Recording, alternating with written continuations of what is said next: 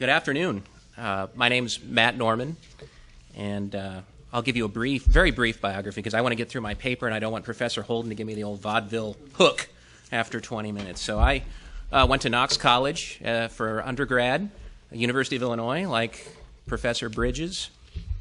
Spent some time teaching at Gettysburg College. Spent some time working on a Lincoln project at Knox College, and now I teach history at the University of Cincinnati. And the title of my paper is Divided Hearts, Lincoln and the Emancipation Proclamation in African American Memory. In April 1863, John Proctor, a former slave and recent enlistee in the 2nd South Carolina Volunteers, wrote a letter to Abraham Lincoln in which he stated how much he was looking forward to the opportunity of capturing his former master. And he expressed a wish that he could have the pleasure of coming to behold you with mine eyes. Proctor closed his letter by requesting that Lincoln remember him to his fellow citizens of the United States. For Proctor, the Emancipation Proclamation and Lincoln's decision to allow African Americans to serve in the Army were nothing short of revolutionary. He had gone from being enslaved to a soldier and citizen, and his gratitude towards Lincoln is palpable as one reads the sincere words of a recently freed man who only wished to gaze upon the author of the Emancipation Proclamation with his own eyes.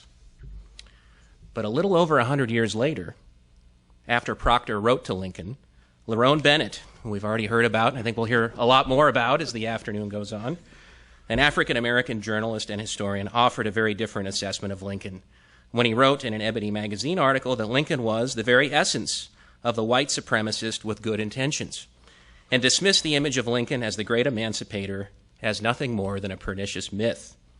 Lincoln did not care for black people, and the Emancipation Proclamation was the act of a very reluctant liberator who had engaged in what Bennett called a desperate and pathetic effort to preserve slavery during the first 18 months of the Civil War.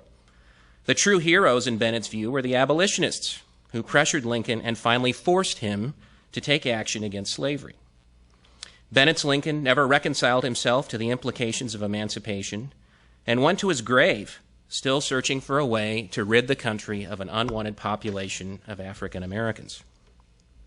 Instead of transcending his environment, Lincoln must be seen as the embodiment of the American tradition of racism. So how does one account for such diverse views of Lincoln and the Emancipation Proclamation? In his seminal work, Lincoln and the Negro, published exactly 50 years ago during the centennial year of Lincoln's preliminary Emancipation Proclamation, Benjamin Quarles attributes to Frederick Douglass a statement regarding the primacy of Lincoln's place in the consciousness of African Americans. Quote, "We all know Lincoln by heart." Douglass certainly knew Lincoln by heart, yet he either experienced several changes of heart or perhaps he possessed a divided heart. In the immediate wake of Lincoln's assassination, Douglass wrote that Lincoln was emphatically the black man's president. But 11 years later, at the dedication of a monument commemorating Lincoln in the Emancipation Proclamation, Douglass characterized Lincoln as preeminently the white man's president. At an event held for the purpose of celebrating emancipation in 1888, Douglass angrily denounced emancipation as a stupendous fraud and practically a lie. In his third and final autobiography, Douglass described Lincoln as a man of tender heart, a great president, and a great man who did not make him feel conscious of his skin color or that he had once been a slave. Despite this praise for Lincoln, Douglass deemed the Emancipation Proclamation defective, since it only abolished slavery where it did not exist and left it intact where it did exist. For Douglass, the Emancipation Proclamation was an accurate reflection of Lincoln's character because it was thoughtful, cautious, and placed the preservation of the Union above all else. Notwithstanding these shortcomings, Douglass recognized the moral power of the document as it would have far-reaching consequences. By the late 19th century, Douglass concluded that the promise of freedom was being broken in the hearts of African Americans, and that those responsible for this deplorable state of affairs were what Douglass called heartless. Douglass's divided heart on Lincoln and the Emancipation Proclamation mirrors a larger trend in African American memory. As Quarles suggests in Lincoln and the Negro, Lincoln became Lincoln because of the Negro. African American commemoration of Lincoln and the Emancipation Proclamation played a vital role in shaping the Lincoln image.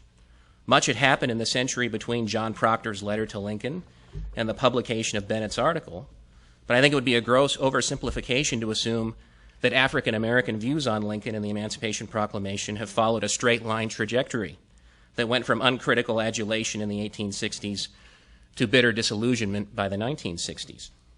The words of Proctor, Douglas Bennett, and other African Americans reveal a complex diversity of thoughts and opinions and feelings. Ever since Lincoln came to the forefront on the national political stage, African Americans have expressed a variety of opinions about him and his perceived commitment to emancipation and racial equality. In the century that followed the Emancipation Proclamation, African Americans grappled with Lincoln's legacy, and the memory of the Emancipation Proclamation figured prominently in creating a usable past to advance the cause of racial equality. Clearly, African Americans knew Lincoln by heart, but Lincoln's place in black memory reflected a variety of hopes, fears, aspirations, and frustrations that frequently caused these hearts to be divided. As a consequence of the Emancipation Proclamation, enlistment of African American soldiers, and the suggestion that at least some black men should vote, Lincoln's assassination prompted an outpouring of grief from the African American community. In a sermon commemorating Lincoln's life, George Lever, the chaplain of the 20th U.S. Colored Infantry, praised Lincoln as a truly great man, committed to justice and right. Lever urged the assembled soldiers to record the name of Lincoln in their Bibles and pass them down to succeeding generations. In doing so, Lever was suggesting that Lincoln should be remembered as essentially a member of all African American families. A meeting of African Americans in South Carolina paid tribute to Lincoln's memory by comparing him to Jesus Christ. For, quote, Mr. Lincoln had led them through the Red Sea of blood to freedom, and his blood sealed the covenant of the nation with the colored men, and henceforth, when his liberties are threatened anywhere beneath the starry standard, the blood of Abraham Lincoln will speak. His name is immortal. Shortly after Lincoln's death, Frederick Douglass began to compose a speech on the assassination and its lessons. Lincoln, in Douglass's view, was the first president who rose above the prejudice of his times and country. Douglass believed Lincoln's views on racial equality had progressed to such an extent that he was president of not only the white man, but also the black man. Douglass speculated that if Lincoln were alive, he would support equal suffrage for African Americans, and his death was therefore what Douglass called an unspeakable calamity. Douglass was convinced that had Mr. Lincoln lived, we might have looked for still greater progress. Learning wisdom by war, he would have learned more from peace. Reconstruction, however, left both African Americans and many white Southerners deeply unsatisfied. As the final remaining Republican governments in the South fell, a new contest over the war's meaning and Lincoln's legacy emerged.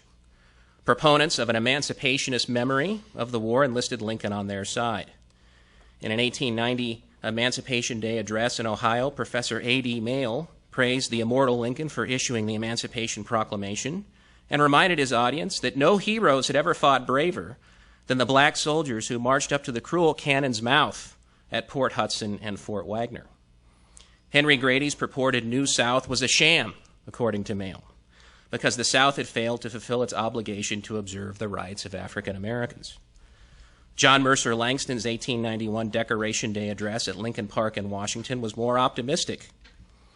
Langston praised Thomas Ball's sculpture, which Douglass had helped dedicate in 1876, as an appropriate way to commemorate the memory of Lincoln, the man who gave them their liberty. Langston considered Lincoln the, quote, angel of emancipation, and asserted that he and the soldiers who gave their lives during the war were responsible for black freedom and black citizenship. Langston emphasized the patriotism of African Americans and focused on the fact that they were no longer things or beasts of burden. As the synonym of emancipation itself, Lincoln had made this transformation possible. If Lincoln's legacy represented freedom and the prospect of racial equality to Douglass and Langston, for some white Southerners, Lincoln symbolized a savior of a different sort. According to Jefferson Davis, Alexander Stephens, and others, Lincoln's untimely death was a tragedy because Lincoln would have saved the South from the evils of so-called radical Reconstruction. The former rebel vice president claimed the assassination was, quote, the spring from which came afterward unnumbered woes, while one Confederate veteran maintained that Lincoln's death was another Gettysburg to the South. Stevens also pointed out that Lincoln had issued the Emancipation Proclamation as strictly a war measure, and not out of any humanitarian concern for the enslaved. A group of Southern members of Congress published a volume of essays in 1890 which made it clear that the history of Reconstruction demonstrated the folly of what they called interference in the domestic affairs of certain states. Hillary Herbert, a member of the U.S. House from Alabama, asserted that Lincoln's death was an appalling calamity, particularly to the South, as Lincoln never would have allowed Congress to force the disastrous policies of racial equality and black suffrage upon the former Confederacy. In making the case against federal meddling with race relations, the essayists appealed directly to what one of them termed the tender patriot heart of Lincoln, in order to make sure the mistakes of Reconstruction were not repeated. Well, what was in Lincoln's heart? Did he possess a black heart that identified with the plight of African Americans and was genuinely committed to racial equality? Or was it a white heart that gave little consideration to blacks and placed the interests of white Americans first? Lerone Bennett and the novelist Thomas Dixon are on common ground when it comes to this question. Just as Bennett's Lincoln was unable to transcend the racism of his era or abandon his plans for colonization, in the 1913 novel The Southerner, A Romance of the Real Lincoln, Dixon depicted Lincoln as a true friend of the white South, whose main objectives for his second term in office were to, quote, heal the bitterness of the war and remove the Negro race from physical contact with the white. Dixon's Lincoln realized the foolishness of the radical Republican plan for a biracial democracy, and instead would have used African American soldiers to dig the Panama Canal and deported the rest of the black population. Though not as harsh as Bennett, the black abolitionist Peter H. Clark anticipated much of Bennett's argument by over 75 years when he wrote that the Emancipation Proclamation was merely a necessity, quote, forced from the unwilling hand of Abraham Lincoln. Lincoln, according to Clark, viewed the conflict as a white man's war and considered issues only from the standpoint of the white man's interest. For Lincoln, preservation of the Union was paramount, and he represented a white constituency that, in Clark's words, was both anti-slavery and anti-Negro. Clark was not alone in thinking Lincoln possessed a white heart, as evidenced by the wide variety of opinions on Lincoln that were produced during the centennial year of his birth in 1909. The Cleveland Gazette editorialized that Lincoln was a great man, but he was not the greatest friend of our race by a good deal. Instead, the Gazette asserted that it was the abolitionists, Garrison, Phillips, Sumner, Lovejoy, who had the heart interest in the anti-slavery movement. The Emancipation Proclamation, according to the Gazette, was a war measure pure and simple that was forced from Lincoln. J.M. Gandy argued that Lincoln loved the Union more than he did either white or black men, and the Emancipation Proclamation was only the result of military necessity. Gandy also pointed out that Lincoln favored colonization and denied political and social equality to the Negro on the ground that the great physical differences between the races would never allow it. Nevertheless, Gandy also noted that Lincoln possessed the courage and deep convictions to claim that blacks were entitled to natural rights under the Declaration of Independence, and this opened what he called a door of opportunity. African Americans were still waiting for their rights in 1909, and Gandy was pessimistic that natural rights would be recognized and preserved without political rights. Echoing sentiments he had expressed in biographies of Charles Sumner and William Lloyd Garrison, Archibald Grimke emphasized Lincoln's hesitancy and conservatism on the slavery issue. Grimke, like Bennett, argued that more than any other man of his time, Lincoln was the embodiment of the feelings of his section. For Grimke, Lincoln's attachment to the Constitution and its concessions to slavery amounted almost to idolatry.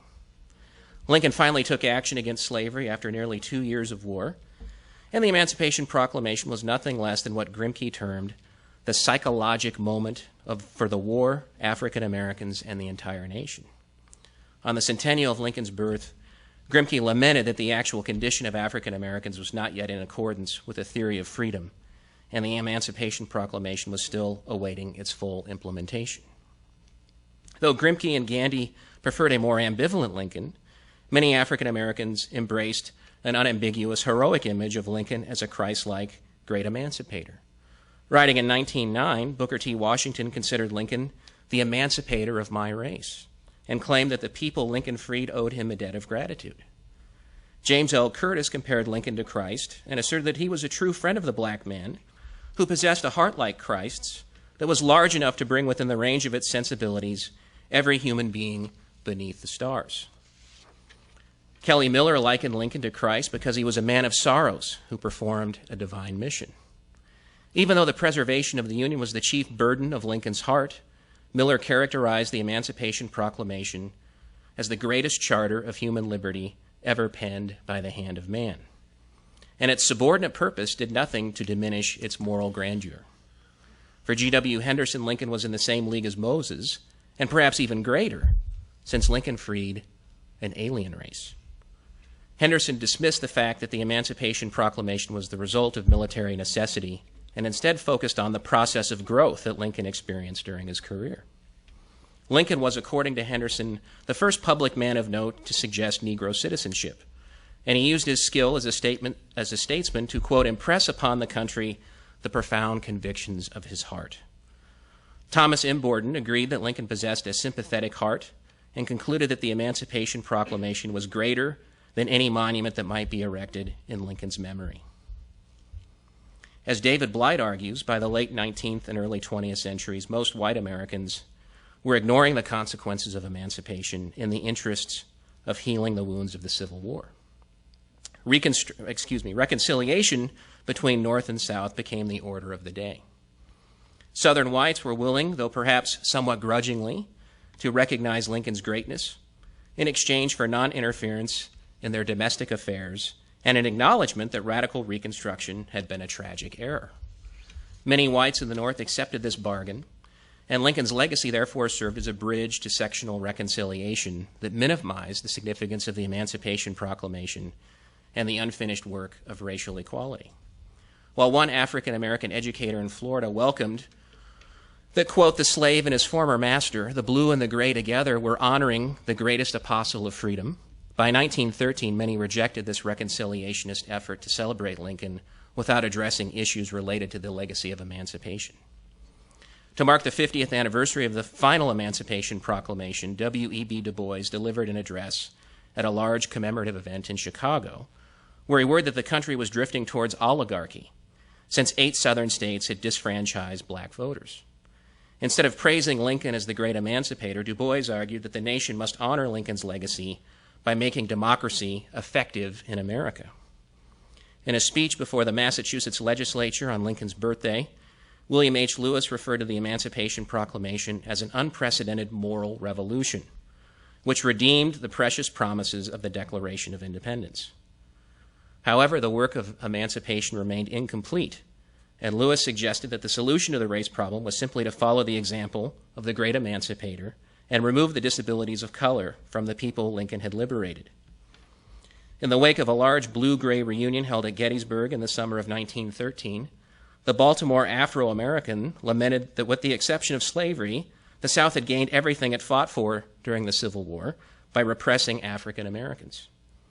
The Afro-American doubted Lincoln ever imagined that his famous phrase, of the people, by the people, for the people, from the Gettysburg Address, would be interpreted as applying only to white people. The Cleveland Gazette was equally appalled by what it called the silly and hypocritical fawning that places on equality the wearers of the blue and the gray. The work of emancipation was being undone by an effort to re-enslave African Americans. And as long as sectional reconciliation prevailed, the South would be allowed to continue its campaign of anti-Negro warfare. The Gazette therefore deemed what it called a second emancipation necessary. A half-century after the Cleveland Gazette urged the necessity of a second emancipation, the Chicago Defender editorialized that the task of emancipation remained unfinished. The centennial of the Emancipation Proclamation occurred at a time of increasing frustration over a lack of progress in the area of civil rights. While an effort was made to mark the 100th anniversary of emancipation, some African Americans concluded that there was little to celebrate. The Baltimore Afro-American observed that the centennial of the Emancipation Proclamation would undoubtedly resurrect the, quote, dreary refrain that President Lincoln gave you your freedom, when in fact thousands of brave black men paid dearly with their blood and with their lives for freedom and owed Lincoln no fawning vote of gratitude for his belated stroke of the pen. Martin Luther King Jr. took issue with those who believed the Emancipation Proclamation was not worthy of commemoration. In an address at the New York Emancipation Proclamation Centennial Dinner, King emphasized the positive results of Lincoln's proclamation and defended him against charges that the proclamation was a hallowed pronouncement from an opportunistic politician. Though Lincoln's heart was tortured by the race question, the Emancipation Proclamation deserved to live in sacred honor, and the best way to commemorate was to make its declaration of freedom real. King urged President Kennedy to issue what he called a second Emancipation Proclamation, and his address at the Lincoln Memorial in August 1963 began by paying tribute to Lincoln and the Emancipation Proclamation. Yet the thrust of his argument was that 100 years later, African Americans were still not free. Malcolm X rejected the view that Lincoln was, quote, a god who brought us out of slavery, and dismissed the Emancipation Proclamation as insignificant. If the original proclamation had been authentic, Malcolm reasoned that King, quote, wouldn't have to be begging for another proclamation of emancipation today. Julius Lester condemned the notion that Lincoln freed the slaves and that blacks should be grateful as what he called one of the biggest lies that America has given to the world. According to Lester, Lincoln did not issue the proclamation out of the goodness of his heart, and instead of praising him, blacks should be angry with him for waiting so long to take action against slavery. Lerone Bennett's essay in Ebony in 1968 was therefore just one of several disillusioned and angry voices from the 1960s. The Chicago Defender noted that black people had been deceived for a long time about Lincoln, and Bennett's piece enabled a true image of Lincoln to emerge. Yet there was nothing especially original in Bennett's argument. Others had articulated many of Bennett's criticisms several years prior, but Bennett's provocative choice of words struck a chord with those who were fed up with a lack of progress since 1863. Lincoln proved a convenient target for this frustration, but Bennett should not be seen as the lone representative voice from the 1960s. The decade also witnessed the publication of distinguished monographs on Lincoln by John Hope Franklin and Benjamin Quarles, both prominent African-American scholars who offered more measured and nuanced assessments. Franklin acknowledged the Emancipation Proclamation as, quote, a great American document of freedom, even though its promise had not been fully met.